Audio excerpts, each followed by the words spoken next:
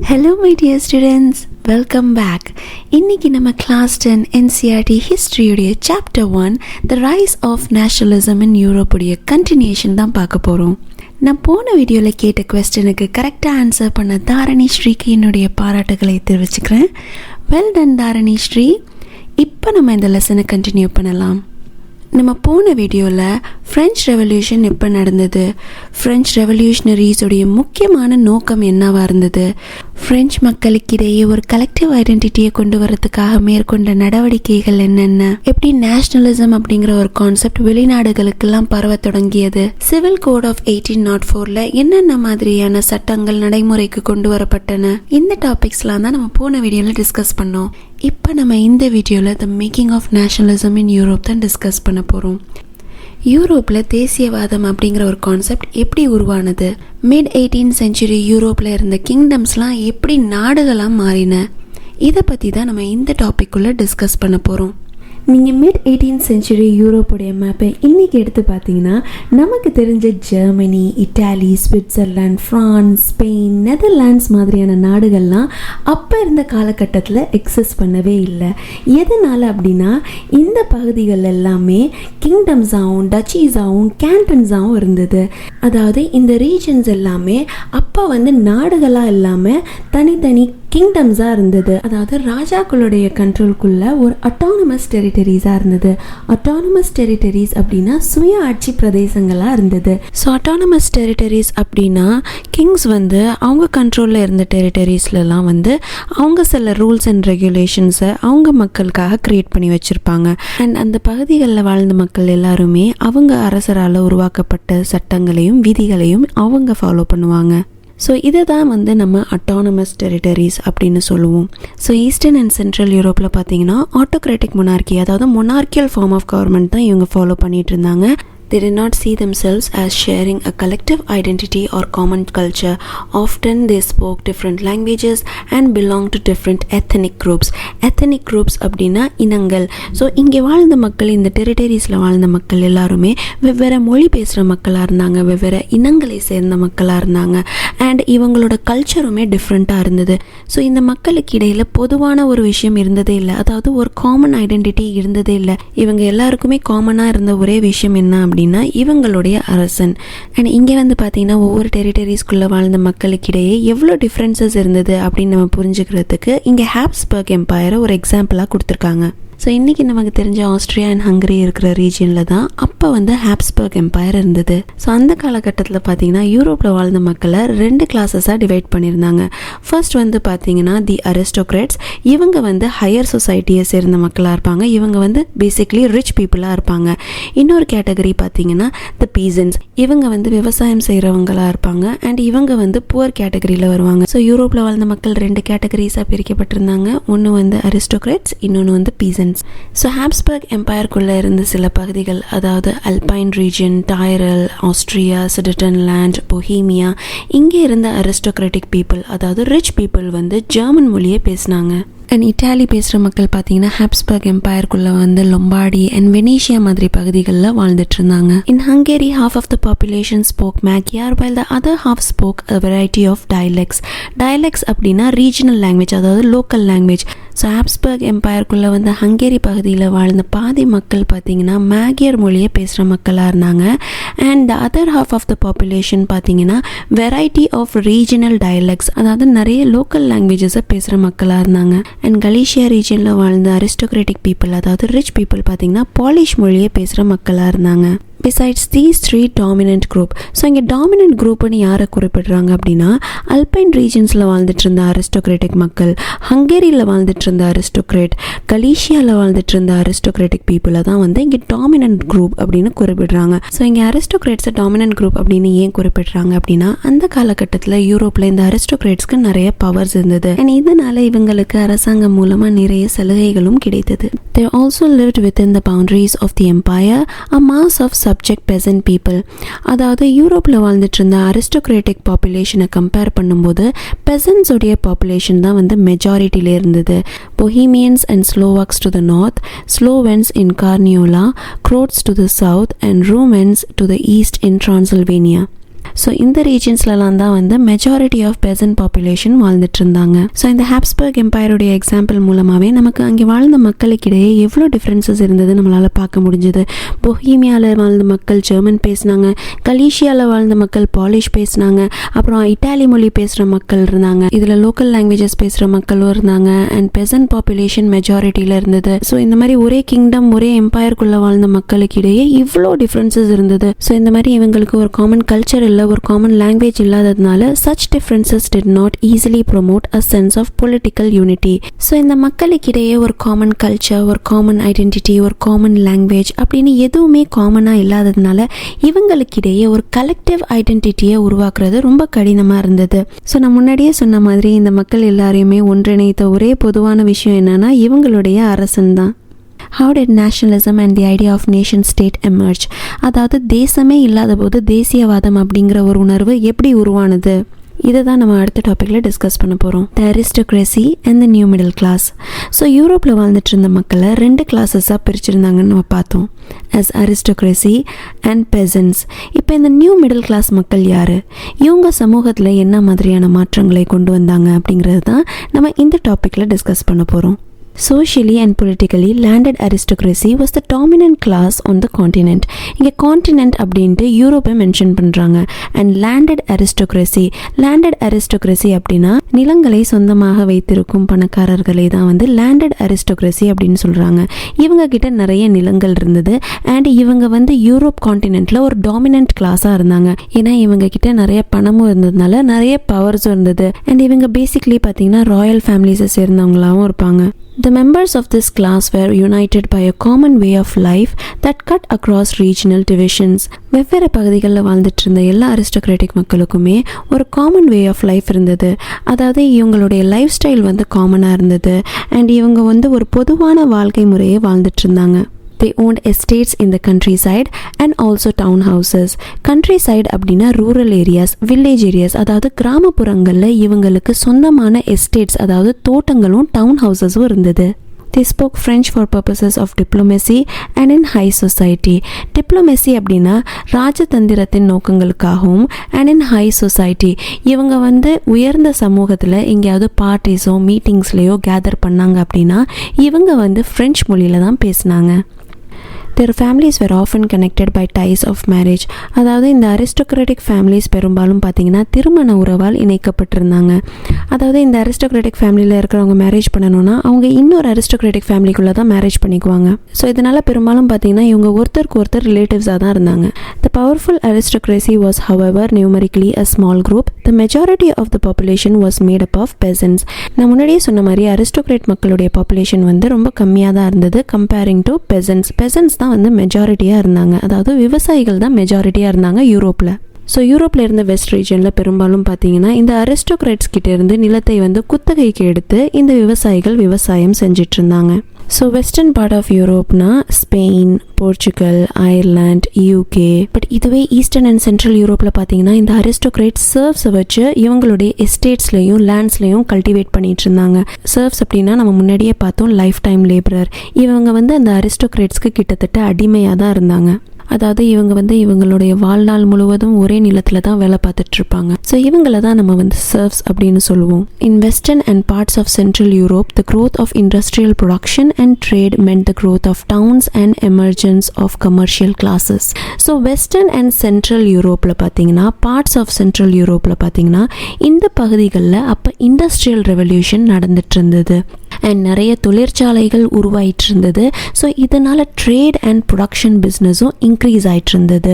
So trade and production increase ஆகும்போது அங்கே நகரங்கள் வளர்ச்சி அடைய ஆரம்பிச்சது. ஸோ இந்த மாதிரி நிறைய தொழிற்சாலைகள் உருவானதுனால அண்ட் நிறைய trade and production businesses increase ஆனதுனால ஒரு புதிய செட் ஆஃப் பீப்புள், அதாவது பிஸ்னஸ் கிளாஸ், கமர்ஷியல் கிளாஸ் அப்படின்னு ஒரு நியூ குரூப் ஆஃப் பீப்புள் உருவாக ஆரம்பித்தாங்க. ஸோ கமர்ஷியல் கிளாஸ் பீப்புள் அப்படின்னா பிஸ்னஸ் மாதிரியான ஆக்டிவிட்டீஸில் ஈடுபட்டிருக்கிறவங்கள தான் வந்து கமர்ஷியல் கிளாஸ் அப்படின்னு சொல்லுவாங்க. இவங்க வந்து யூரோப்பில் வாழ்ந்துட்டு இருந்த பெசன்ஸ், அதாவது விவசாயிகள் மாதிரி வயலில் வேலை பார்க்காம இவங்க ட்ரேட் அண்ட் ப்ரொடக்ஷன் பிஸ்னஸஸ், அதாவது மார்க்கெட்டில் வந்து பொருள்களை விற்பதற்கு உற்பத்தி செய்கிற வியாபாரத்தில் தான் வந்து இவங்க ஈடுபட்டிருந்தாங்க. Industrialization began in England in the early half of 18th century, but in France and parts of German state it occurred only during the 19th century. Industrialisation, அதாவது இங்கிலாண்டில் நிறைய தொழிற்சாலைகள் உருவானது, அப்புறம் ட்ரேட் அண்ட் ப்ரொடக்ஷன் பிஸ்னஸஸ்லாம் இன்க்ரீஸ் ஆனது எப்போன்னு பார்த்தீங்கன்னா second half of 18th சென்ச்சுரியில் தான் அப்படின்னு சொல்கிறாங்க. But France and parts of German ஸ்டேட்ஸில் பார்த்தீங்கன்னா இண்டஸ்ட்ரியலைசேஷன் 19th சென்ச்சுரியில் தான் ஏற்பட்டதுன்னு சொல்கிறாங்க. ஸோ இந்த டைம் பீரியடில் பார்த்தீங்கன்னா நிறைய ஒர்க்கிங் கிளாஸ் பீப்புள், அதாவது மிடில் கிளாஸ் மக்களை நம்மளால் பார்க்க முடிஞ்சது. ஸோ இங்கே வந்து பார்த்தீங்கன்னா working class, commercial class, business class அப்படின்னு தனித்தனியாக மென்ஷன் பண்ணியிருக்காங்க. ஸோ இது எல்லாத்துக்குமே மிடில் கிளாஸ் பீப்புள் அப்படின்னு தான் அர்த்தம். ஸோ இந்த மிடில் கிளாஸ் மக்கள் பார்த்தீங்கன்னா இண்டஸ்ட்ரியலிஸ்டாக இருந்தாங்க, பிஸ்னஸ்மேன்ஸாக இருந்தாங்க, professionals, doctors, teachers, engineers. So இந்த மாதிரி வேலைகளில் தான் வந்து மிடில் கிளாஸ் மக்கள் ஈடுபட்டிருந்தாங்க.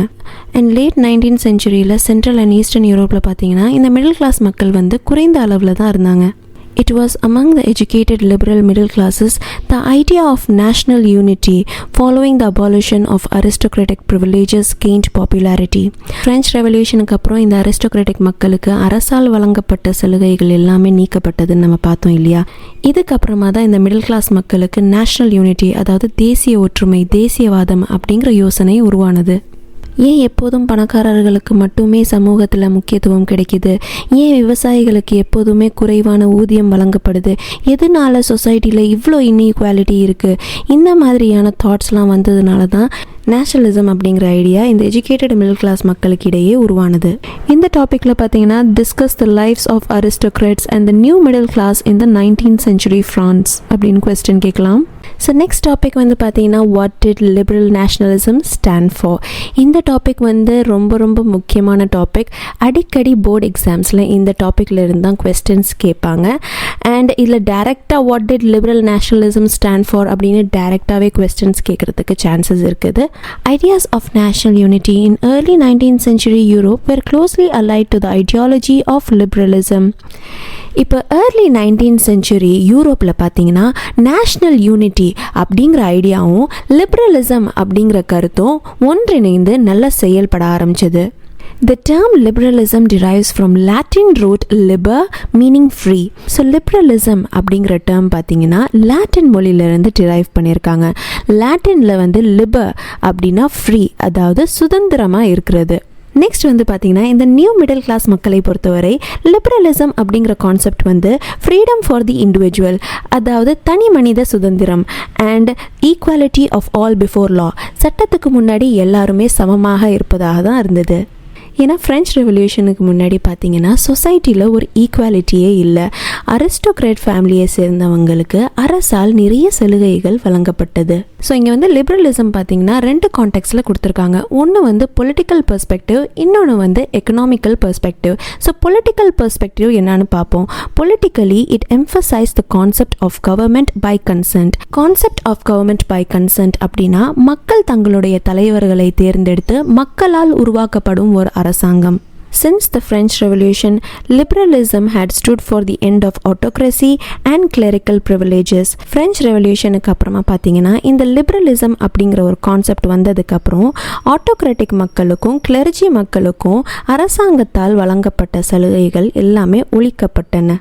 A constitution and representative government through parliament, அதாவது நாட்டிற்கு ஒரு அரசியல் அமைப்பு இருக்க வேண்டும், அண்ட் பார்லிமெண்ட் அதாவது பாராளுமன்றத்தில் அரசாங்கத்தின் பிரதிநிதியாக மக்கள் இருக்க வேண்டும். 19th century liberals also stressed the inviolability of private property, அதாவது 19th centuryல லிபரல்ஸ் வந்து inviolability of private property அப்படின்னா private propertyக்கு ப்ரொடெக்ஷன் கேட்டு வலியுறுத்தினாங்க. inviolability அப்படின்னா ப்ரொடெக்ஷன். யாராவது அவங்க சொந்த பணத்தில் ப்ராப்பர்ட்டிஸ் வாங்கியிருந்தாங்க அப்படின்னா அந்த ப்ராப்பர்ட்டிஸ்க்கு அவங்க தான் உரிமையாளர். அந்த ப்ராப்பர்ட்டிஸை அவங்க கிட்ட இருந்து பறிக்கிறதுக்கு வேற யாருக்கும் உரிமை இல்லை. Yet equality before the law did not necessarily stand for universal suffrage. Equality before the law அப்படின்னு நம்ம ஒரு லைன் படித்தோம் இல்லையா, அதாவது சட்டத்துக்கு முன்னாடி மக்கள் எல்லாருமே ஈக்குவலாக ட்ரீட் பண்ணப்படுவாங்க அப்படின்ட்டு. பட் இதனால எல்லாருக்குமே அந்த நாட்டில் வந்து வாக்களிக்கிற உரிமையை வழங்கப்படும் அப்படின்னு அர்த்தம் கிடையாது. சஃபரேஜ் அப்படின்னா வாக்குரிமை. ஸோ ஃப்ரான்ஸில் ஃப்ரெஞ்ச் ரெவல்யூஷன் நடந்த போது கூட வாக்களிக்கிற உரிமை வந்து எல்லாருக்கும் வழங்கப்படலை. இது வந்து ப்ராப்பர்ட்டி ஓன்ட் மென், அதாவது சொத்து வைத்திருக்கும் ஆண்களுக்கு மட்டுமே வழங்கப்பட்டது. அண்ட் பெண்கள் அண்ட் சொத்து இல்லாத ஆண்களுக்கு வாக்களிக்கிற உரிமை வழங்கப்படலை. அண்ட் இதனால பார்த்தீங்கன்னா 19th அண்ட் ஏர்லி 20th செஞ்சுரியில் பெண்களும் அண்ட் சொத்து இல்லாத ஆண்களும் ஈக்குவல் பொலிட்டிக்கல் ரைட்ஸ்க்காக ஆப்போசிஷன் மூவ்மெண்ட்ஸ் மூலமாக டிமாண்ட் பண்ண ஆரம்பிச்சிட்டாங்க. இப்போ எக்கனாமிக் பெர்ஸ்பெக்டிவில் லிபரலிசம் அப்படின்னா என்னன்னு பார்த்தீங்கன்னா ஃப்ரீடம் ஆஃப் மார்க்கெட், அதாவது மார்க்கெட்டில் வந்து பொருட்களை விற்பனை செய்யும்போது சுதந்திரம் இருக்க வேண்டும். அப்புறம் கூட்ஸை வந்து ஒரு இடத்துலேருந்து இன்னொரு இடத்துக்கு ட்ரான்ஸ்ஃபர் பண்ணும்போது எந்த விதமான ரெஸ்ட்ரிக்ஷன்ஸும் இருக்கக்கூடாது. நம்ம கில்ட் ரெஸ்ட்ரிக்ஷன் பார்த்தோம் இல்லையா, அந்த மாதிரி அரசு கட்டுப்பாடுகளை ஒழிக்க வேண்டும். இந்த மாதிரியான லிபரலிசம் தான் வந்து 19th செஞ்சுரியில் மிடில் கிளாஸ் மக்கள் டிமாண்ட் பண்ணாங்க. So first half of 19th செஞ்சுரியில் பார்த்தீங்கன்னா ஜெர்மன் ரீஜனில் ட்ரேட் அண்ட் ப்ரொடக்ஷன் சம்மந்தமாக இருந்த சில ரெஸ்ட்ரிக்ஷன்ஸை இங்கே எக்ஸாம்பிளாக கொடுத்துருக்காங்க. ஸோ 19th செஞ்சுரி அப்படின்னா 1800லேருந்து 1900 வரையும். So first half of 19th century அப்படிங்கும்போது 1800லேருந்து 1850. ஸோ இந்த டைம் பீரியடில் இருந்த ரெஸ்ட்ரிக்ஷன்ஸை இங்கே எக்ஸாம்பிளாக கொடுத்துருக்காங்க. நெப்போலியன் வந்து சில நிர்வாக அமைப்புகளை அறிமுகப்படுத்தும் போது சின்ன சின்ன பிரின்சிபாலிட்டிஸாக இருந்த ரீஜன்ஸ் எல்லாத்தையுமே 39 ஸ்டேட்ஸாக கான்ஃபெடரேட் பண்ணார். கான்ஃபெடரேஷன் அப்படின்னா ஒருங்கிணைக்கிறது. ஸோ சின்ன சின்ன கவுண்ட்லெஸ் பிரின்சிபாலிட்டிஸாக இருந்த இடங்கள் எல்லாத்தையுமே 39 ஸ்டேட்ஸாக கான்ஃபெடரேட் பண்ணார். அண்ட் இந்த ஒவ்வொரு ஸ்டேட்ஸ்லையுமே பார்த்தீங்கன்னா வெவ்வேறு கரன்சிஸ் ஃபாலோ பண்ணிட்டு இருந்தாங்க. அண்ட் ஒரு uniform system of weight and measurement இல்லை, ஒவ்வொரு ஸ்டேட்லையும் ஒவ்வொரு மாதிரியான system of weights and measures இருந்தது. சப்போஸ் ஃபார் எக்ஸாம்பிள் 1833 ஒரு மர்ச்சன்ட் வந்து ஹாம்பர்க்லேருந்து நியூரம்பர்க்கு அவங்களுடைய கூட்ஸை வந்து ட்ரான்ஸ்ஃபர் பண்ணணும் அப்படின்னா அவங்க வந்து 11 கஸ்டம் பேரியர்ஸை கடந்து போகிற மாதிரி இருந்தது. அண்ட் இந்த ஒவ்வொரு கஸ்டம் பேரியர்ஸ்லேயுமே 5% கஸ்டம் டியூட்டி பே பண்ணுற மாதிரி இருந்தது. கஸ்டம் டியூட்டி அப்படின்னா கவர்மெண்ட்டுக்கு 5% டேக்ஸ் கட்டுற மாதிரி இருந்தது ஒவ்வொரு கஸ்டம் பேரியர்லேயுமே. அண்ட் நான் முன்னாடியே சொன்ன மாதிரி இங்கே ஒவ்வொரு ஸ்டேட்லேயுமே வெவ்வேறு மாதிரியான system of weights and measurement இருந்ததுனால ஒவ்வொரு கஸ்டம் பேரியர் அந்த கூட்ஸோட வெயிட்டை மெஷர் பண்ணும்போது கால்குலேஷன் வெவ்வேறு மாதிரி இருந்தது. இது வந்து ரொம்பவே டைம் கன்சியூமிங்காக இருந்தது. ஃபார் எக்ஸாம்பிள் பார்த்தீங்கன்னா இங்கே மெஷர்மெண்ட் ஆஃப் கிளாத்தை வந்து எல் அப்படின்னு சொல்லுவாங்க.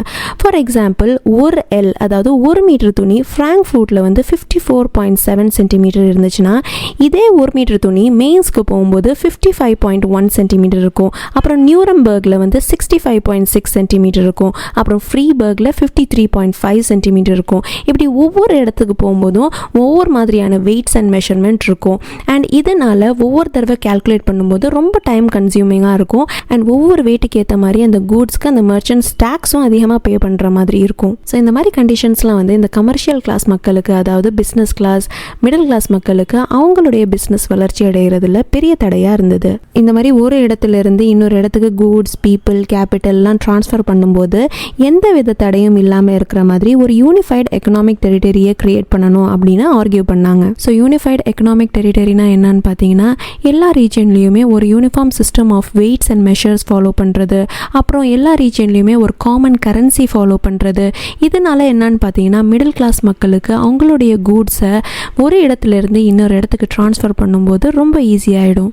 இதில் ஒரு விஷயம் என்னன்னு பார்த்தீங்கன்னா இந்த மிடில் கிளாஸ் மக்கள் யூனிஃபைடு எக்கனாமிக் டெரிட்டரியை டிமாண்ட் பண்ணும்போது எல்லா டெரிட்டரிஸும் ஒன்றிணைந்து ஒரு தேசிய அரசாக மாறிடும், அதாவது நேஷன் ஸ்டேட்டாக மாறிடும். ஸோ இங்கே வந்து பார்த்தீங்கன்னா ஒரு முக்கியமான 3 மார்க் கொஸ்டின் இருக்குது. Explain liberalism in political and economic fields prevailing in Europe in 19th century. So 1834 பார்த்தீங்கன்னா ஜோல்பரன் அப்படிங்கிற ஒரு கஸ்டம் யூனியன் ப்ரூஷியாவால் உருவாக்கப்படுது. ப்ரூஷியா தான் இந்த ஃபர்ஸ்ட் இனிஷியேட் பண்ணுறாங்க. அதுக்கப்புறமா ஜெர்மன் ஸ்டேட்ஸ்லாம் சேர்றாங்க. ஸோ இந்த கஸ்டம் யூனியன் பார்த்தீங்கன்னா 2 முக்கியமான வேலைகளை செய்கிறாங்க. ஃபர்ஸ்ட் வந்து பார்த்தீங்கன்னா தாரிஃப் பேரியர்ஸை அபாலிஷ் பண்ணுறாங்க. தாரிஃப் பேரியர்ஸ் அப்படின்னா இன்டர்னல் டாக்ஸஸ், கஸ்டம் டியூட்டிஸை வந்து அபாலிஷ் பண்ணிடுறாங்க. நெக்ஸ்ட் வந்து பார்த்தீங்கன்னா கரன்சிஸை வந்து குறைக்கிறாங்க. 30க்கும் மேற்பட்ட கரன்சிஸ் வந்து 2 காமன் கரன்சிஸாக குறைக்கப்படுது. அண்ட் நெக்ஸ்ட் வந்து பார்த்தீங்கன்னா ரயில்வே நெட்ஒர்க்ஸில் வந்து இம்ப்ரூவ்மெண்ட் கொண்டு வராங்க. இப்போ பார்த்தீங்கன்னா இந்த டாப்பிக்கில் இருந்து mention any 2 economic obstacles that the liberal nationalist wanted to overcome.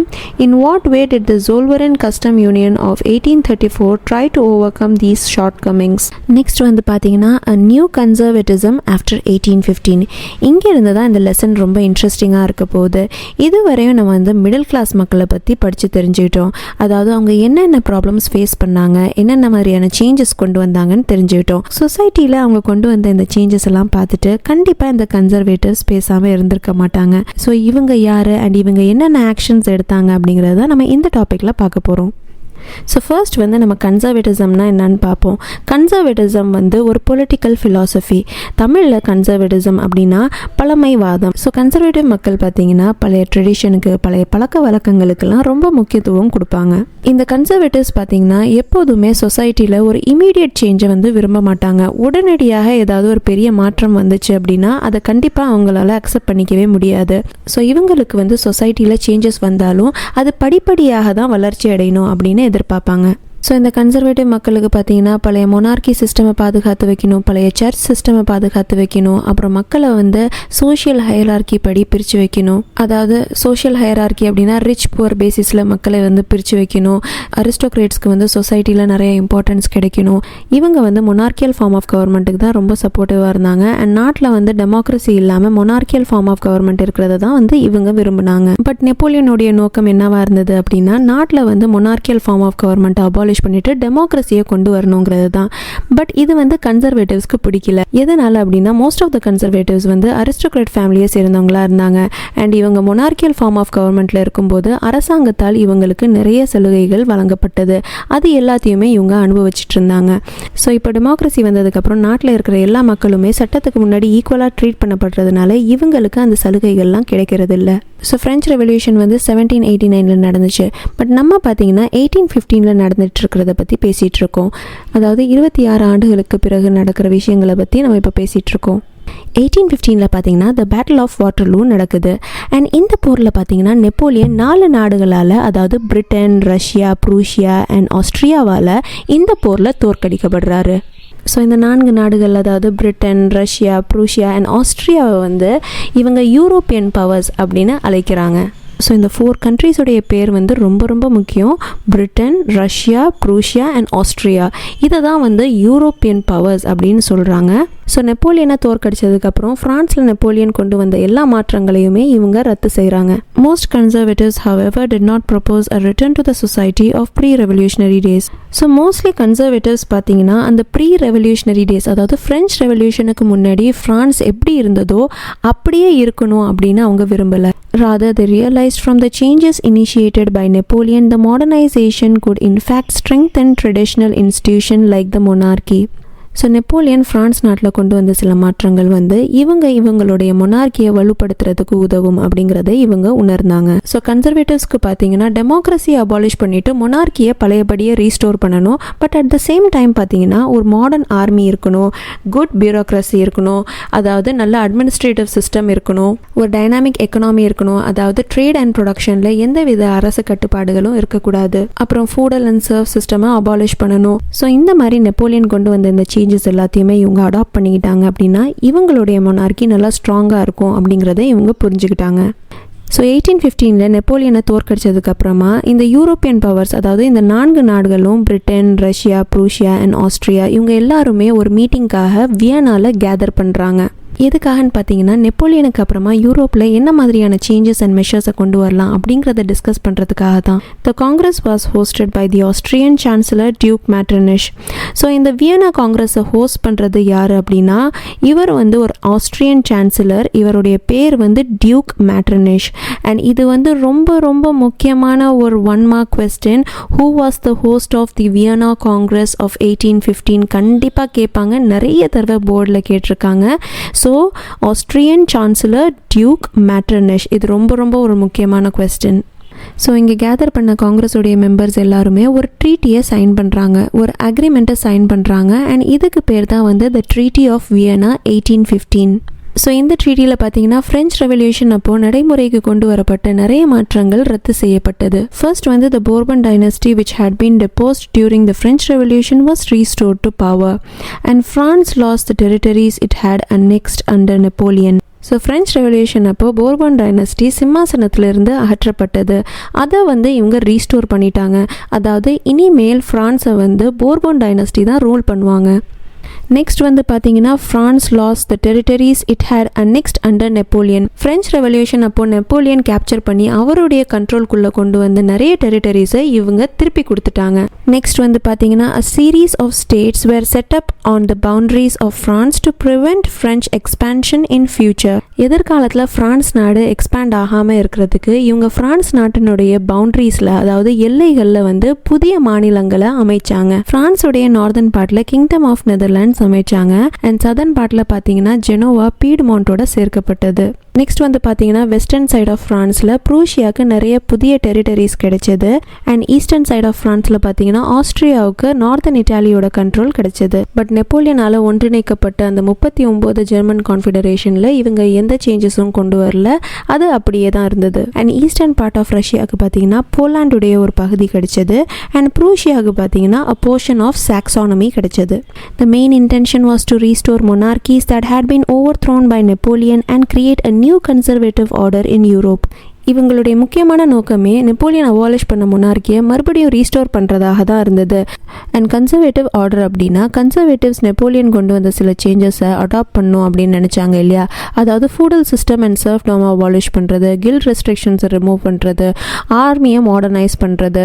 So இந்த மாதிரி நெப்போலியன் கொண்டு வந்த சில சேஞ்சஸ் எல்லாமே வந்து ட்ரீட்டி ஆஃப் வியனா சைன் பண்ணதுக்கு அப்புறமும் கண்டினியூ ஆச்சு. So the treaty of Vienna 1815 வந்து ரொம்ப ரொம்ப முக்கியமான long answer question. Who hosted the வியனா Congress in 1815? Analyze the main changes brought by the Vienna Treaty. Describe the main clauses of the Treaty of Vienna of 1815 அப்படின்னு question கேட்கலாம். 3 மார்க்கில் கேட்டாங்க அப்படின்னா நீங்கள் 3 to 4 பாயிண்ட்ஸ் எழுதுங்க. ஒருவேளை 5 மார்க்கில் கேட்டாங்க அப்படின்னா நீங்கள் எல்லா பாயிண்ட்ஸுமே எழுதணும். கன்சர்வேட்டிவ் ரெஜிம் செட்டப் இன் 1815 வேர் ஆட்டோக்ராட்டிக். அதாவது 1815 அமைக்கப்பட்ட கன்சர்வேட்டிவ்ஸோட ஆட்சி வந்து ஆட்டோக்ராட்டிக்காக இருந்தது. ஆட்டோக்ராட்டிக் அப்படின்னா அரசனுடைய கையில் தான் வந்து எல்லா அதிகாரமும் இருந்தது. அதாவது முடிவெடுக்கும் அதிகாரம் எல்லாமே அரசனோட கையில் தான் இருந்தது. They did not tolerate criticism and dissent and sought to curb activities that questioned the legitimacy of autocratic government. So இந்த கன்சர்வேட்டிவ்ஸ்க்கு அவங்களுடைய கவர்மெண்ட்டை யாராவது கிரிட்டிசைஸ் பண்ணாங்க அப்படின்னா அது வந்து அவங்களால டாலரேட் பண்ணவே முடியல. இந்த மாதிரி கன்சர்வேட்டிவ்ஸுடைய கவர்மெண்ட்டை யாராவது கொஸ்டின் பண்ணுற மாதிரி ஏதாவது ஆக்டிவிட்டீஸ் இருந்துச்சுன்னா அதையுமே அவங்க கட்டுப்படுத்தி வச்சுருவாங்க. ஸோ பேசிக்கலி கவர்மெண்ட்டுக்கு எதிராக யாராலையும் கேள்வி கேட்கவும் முடியாது அண்ட் விமர்சனமும் செய்ய முடியாது. ஸோ இங்கே மக்களுக்கு ஃப்ரீடம் ஆஃப் ஸ்பீச் வழங்கப்படலை. Most of them imposed censorship laws to control what was said in newspapers, books, plays and songs and reflected the ideas of liberty and freedom. So censorship laws அதாவது தணிக்கை சட்டங்கள் விதிக்கப்பட்டன. So கவர்மெண்ட்டுக்கு எதிராக மக்கள் வந்து லிபர்ட்டியை பற்றி, ஃப்ரீடமை பற்றி நியூஸ் பேப்பர்ஸ்லேயோ, புக்ஸ்லேயோ, பிளேஸ்லேயோ, மியூசிக்ஸ்லேயோ எதுலேயுமே பப்ளிஷ் பண்ணவும் முடியாது, பேசவும் முடியாத மாதிரி எல்லாமே தடை செய்யப்பட்டது. ஸோ லிபரல் நேஷனலிஸ்ட்க்கு கன்சர்வேட்டிவ்ஸோடைய ஆட்டோக்ராட்டிக் கவர்மெண்ட்டில் இருந்த மேஜர் இஷ்யூ என்ன அப்படின்னா அவங்களுக்கு ஃப்ரீடம் ஆஃப் ப்ரெஸ் கிடைக்காதது. இவங்க வந்து அரசாங்கத்தை விமர்சித்தாலும் இல்லை பாராட்டினாலும் அவங்க விருப்பத்துக்கு ஏற்ற மாதிரி ஏதாவது அவங்களால பப்ளிஷ் பண்ண முடியுங்கிறதுக்காக ஃப்ரீடம் ஆஃப் ஸ்பீச்சை இவங்க டிமாண்ட் பண்ண ஆரம்பிச்சாங்க. ஸோ ஸ்டூடெண்ட்ஸ், இங்கே உங்களுக்கு ஒரு கொஸ்டின் இருக்குது. The first clear expression of nationalism came with the Dash Revolution in 1789. The first clear expression of nationalism came with the Dash Revolution in 1789. உங்களுக்கு இந்த கொஸ்டினுக்குள்ள ஆன்சர் தெரிஞ்சிருந்தா காமெண்ட் செக்ஷனில் சொல்லுங்கள். ஸோ நெக்ஸ்ட் டாபிக் பார்த்தீங்கன்னா த ரெவல்யூஷனரிஸ். ஸோ பேட்டில் ஆஃப் வாட்டர்லூக்கு அப்புறமா conservatives ஒரு new set of ரூல்ஸை கொண்டு வந்தாங்கன்னு நம்ம பார்த்தோம்.